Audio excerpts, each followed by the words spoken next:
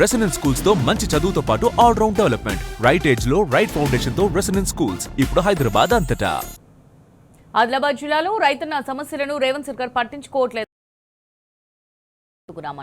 రైతన్న సమస్యలను ఏమాత్రం పట్టించుకోకుండా జిల్లాలో ఉన్న సాగునీటి ప్రాజెక్టులకు నయా పైసా కేటాయించట్లేదని మండిపడ్డారు.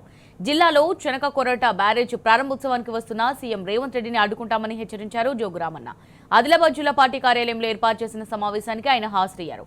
సీఎం రేవంత్ రెడ్డికి జిల్లాలో పర్యటించే నైతిక అర్హత లేదని ఫైర్ అయ్యారు.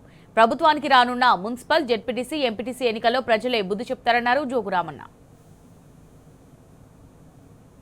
రేవంత్ రెడ్డి గారిని సూటిగా ప్రశ్నిస్తున్నా, నీకు చెనాక కోట బ్యారేజు స్విచ్ ఆన్ చేయటానికి నైతిక హక్కు లేదు. స్విచ్ ఆన్ చేసిపోవటానికి నిజంగానే మానవత్వం ఉన్న వ్యక్తివైతే, చిత్తశుద్ధి ఉన్నటువంటి ముఖ్యమంత్రి అయితే ఆ స్విచ్లను ముట్టుకునేటటువంటి అవకాశం కూడా లేదు నీకు. ఎందుకు అడుగుతున్నామంటే, ఒక నయా పైసా 2 ఏళ్లను ఈ స్థానిక ఎమ్మెల్యే కూడా ఒక నయా పైసా తీసుకురాలేదు. ఇలా ఫౌండేషన్ల మీద పేర్లు చేసుకోవడానికి అర్హత కూడా లేదు. నేను అడిగింది గది, ఏమి చెనాక కోటకు ఏమి ఇచ్చినామని. పోనీ ఇప్పుడు నువ్వు స్విచ్ ఆన్ చేస్తే ఎందరు మంది రైతు పొలాలకు నీళ్ళు వస్తాయి? ఎన్ని ఎకరాలకు నీళ్ళు వస్తాయి చెప్పు. రేవంత్ రెడ్డి గారి ప్రభుత్వంలో ఉన్నటువంటి ఆఫీసర్ని అడుగుతున్నాం, ఇక్కడ ఉన్నటువంటి ఇరిగేషన్ శాఖ అధికారులను అడుగుతున్నాం. నిజంగానే ముఖ్యమంత్రి గారు వచ్చి స్విచ్ ఆన్ చేస్తే ఓ 2000 ఎకరాలకు, 1 ఎకరానికి 2 ఎకరాలకు నీళ్ళు వస్తాయని చెప్పమనండి.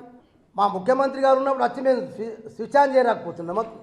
మేము 2100 కోట్లు ఇచ్చి 1200 కోట్లు ఖర్చు చేసినటువంటి ముఖ్యమంత్రి కేసీఆర్ గారు స్విచ్ ఆన్ చేస్తే లాభం లేదు రామన్న.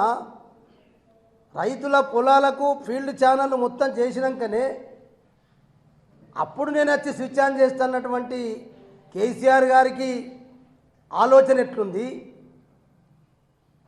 నీ ఆలోచన ఎంత చిల్లరుందో రేవంత్ రెడ్డి గారు ఇప్పుడు అర్థమైంది.